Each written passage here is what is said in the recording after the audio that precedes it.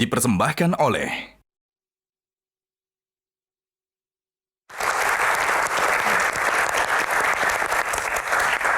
Ya, kembali di Q&A. Pak, menjadi Menaker kan berat ya. Karena kemarin juga Pak Wamen, Pak Eben juga kita tanya, kalau boleh milih jadi Wamenaker atau jadi apa nih di kementerian? Pilihnya pariwisata, karena lebih santai, bisa jalan-jalan. Kalau Bapak dikasih pilihan, setelah jadi Menaker, ada nggak kebayang? Memilih menjadi Menaker yang sukses lah ya. Tepuk tangan. Boleh ya? Kan tidak Boleh, Pak. Sukses dalam artian bisa memenuhi harapan dari masyarakat ya. Ya, betul sekali. Nah, bicara soal sukses kan teman-teman di luar sana itu juga ingin bekerja agar sukses hidupnya. Tapi di Indonesia itu banyak sekali syarat-syarat pekerjaannya. Kita coba ingin tahu ya Pak, syarat-syarat pekerjaan kalau melamar kerja di Indonesia dibandingkan mungkin di luar negeri itu seperti apa? Kita coba tampilkan dan saya pengen tanggapan Bapak seperti apa. Nah, perbedaan lowongan kerja di Amerika dan Indonesia. Nah, ini misalnya looking for video editor, ada Premiere, After Effects.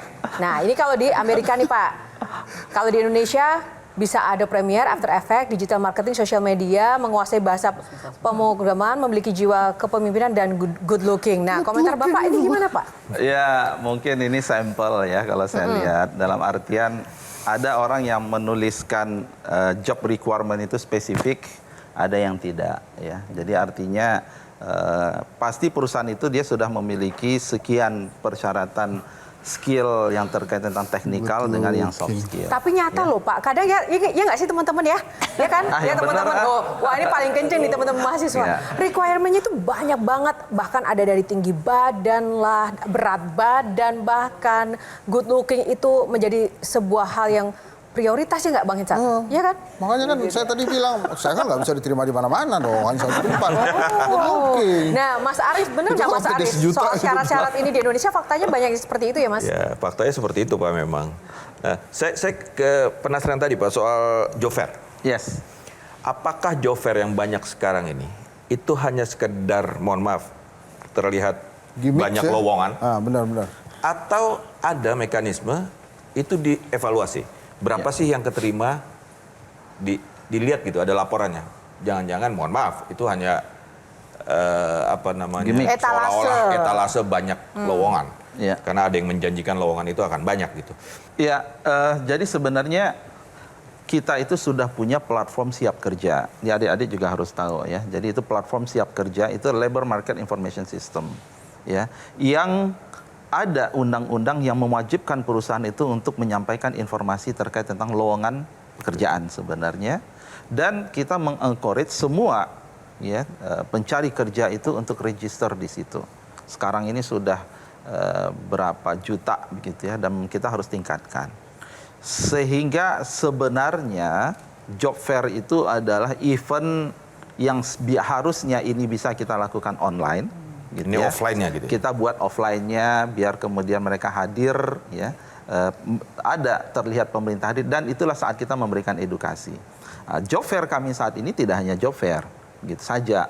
Situ ada konseling terkait dengan karir, ada talk show, kita memberikan edukasi kepada masyarakat, kemudian help desk ya.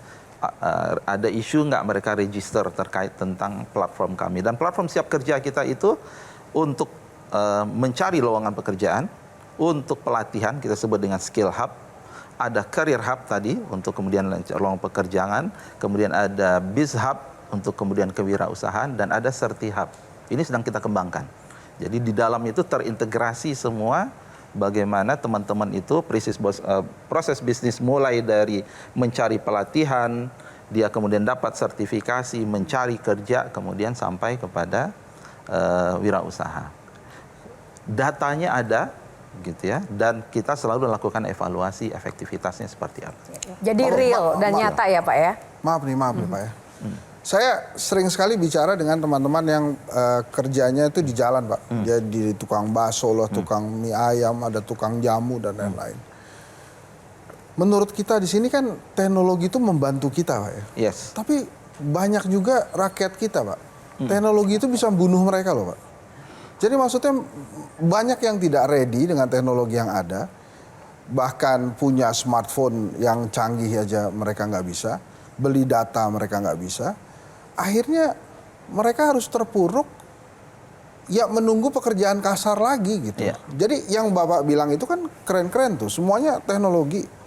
Tapi nggak semuanya Pak bisa mengakses itu. So artinya seberapa banyak orang yang kemudian memang bisa mengakses itu dan akhirnya bisa memecahkan program atau permasalahan tenaga kerja kita gitu. Ya, esensinya kenapa sesekali kita perlu lakukan dia secara offline.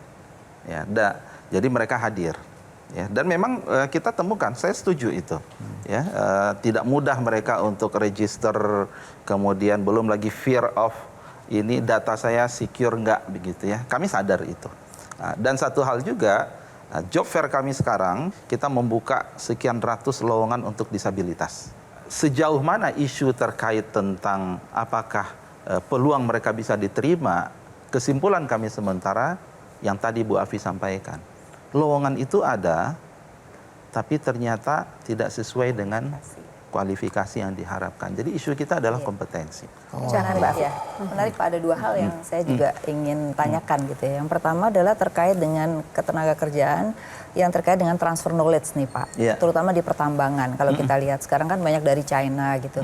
Nah mungkin kalau dulu tuh kita wajib ada transfer knowledge selama berapa tahun. Jadi tenaga kerja kita tuh di tandem kemudian nanti menggantikan. Nah ini sejauh mana mungkin juga perlu diatur kembali ya. Yang kedua terkait dengan ini Pak, tagline kabur aja gitu ya. Itu sebenarnya memang kebutuhan di luar tuh banyak sekali yang berbasis skill gitu. Nah sebenarnya kan kita bisa G2G Pak ya. Saya rasa ini juga satu hal yang menurut saya perlu dikembangkan karena permintaan petani di Jepang tuh luar biasa banyaknya dari Indonesia. Tapi sekarang masih ilegal gitu. Nah kalau itu jadi legal menurut saya pendapatan orang kita jadi lebih tinggi gitu. Dua hal itu Pak.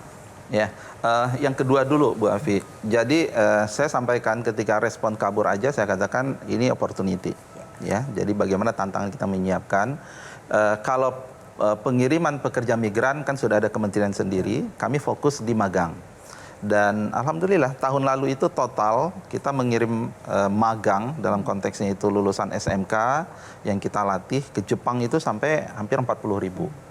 Dan sekarang kita targetnya lebih besar lagi. Ya, mereka kita latih sekian lama, termasuk bahasa, kemudian kita kirim 3 tahun, maka kemudian mereka kembali. Jadi itu program kita dan menjadi satu inisiatif yang menurut kita memang harus kita seriuskan. Dan kami membangun kerjasama dengan negara-negara lain, tadi namanya itu adalah magang sebenarnya. Magang dalam konteks ini continuation dari balai pelatihan yang ada, kemudian mereka praktek di luar negeri, sehingga tantangan kita adalah ketika mereka kembali nanti strateginya seperti apa. Seberapa besar itu bisa menjawab masalah tenaga kerjaan, signifikan, Pak? Signifikan. Kebutuhannya Dalam artian besar, kan, di luar negeri sangat besar. Artinya itu juga kalau kita bicara pekerjaan yang layak itu sudah sangat oke sebenarnya. Ya, jadi itu jadi tidak bisa juga kita cuma punya satu jawaban untuk sekian permasalahan kita yang kompleks begitu ya. Jadi memang harus kita banyak intervensi-intervensi. Dan yang pertama tadi lupa saya ya. Yang itu Pak, transfer knowledge daripada transfer knowledge sektor tambang itu agak ini kurang. saya memang harus akui kita belum ketemu solusinya gitu ya. Jadi kalau terkait tentang administratif itu sudah berjalan. Ya, bahwa setiap izin tenaga kerja asing itu harus ada RPTKA-nya. Rencana penggunaan tenaga kerja asing itu harus clear. Ya, ada dokumen yang mereka harus tunjukkan. Kemudian harus ada tadi persyaratan transfer of knowledge-nya dan hanya untuk jabatan tertentu. Kemenaker itu sebaiknya juga kerjasama sama Ormas Pak. Soalnya begini Pak, Ormas itu terima anggota gampang Pak. Penyaluran kerjanya juga gampang Ini mereka bukan Pak. stand up comedy ya? Enggak, bukan Pak, ini serius ini Pak. Jadi karena Ormas itu, saya kenal beberapa ketua Pak. Jadi mereka itu memang terima anggota, pakai CV itu Pak, tulis tangan. Oke. Kemudian setelah itu dia salurkan Pak ke tempat parkir A, tempat parkir B, jaga lapangan A, jaga lapangan B. Maksud saya Pak, kenapa mesti kerjasama dengan Ormas supaya si anggota Ormas ini juga mengetahui lingkup ketenagakerjaan di Indonesia itu seperti apa, hak dan kewajiban Pak. Maksud saya hak lu adalah dapat gaji, kewajibannya menjaga, tapi nggak ada hak malak gitu, nggak ada.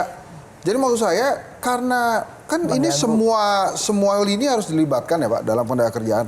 Dan ormas itu menurut saya salah satu pemberi pekerjaan yang lumayan banyak loh Pak. Serius nih Pak, beneran. Ini Bapak ngobrol deh. serius banget Iya, ya? Bapak ngobrol deh sama ormas-ormas itu, mereka terima anggota dan menyalurkan pekerjaan Pak. Nah, gimana Pak usulan Bang Icat? Ya, lapangan pekerjaan itu kan ada di industri sebenarnya. Ya, berarti ormasnya kan perantara ya sebenarnya. Ya, itu aja sih komentar. Jelajahi cara baru mendapatkan informasi. Download Metro TV Extend sekarang.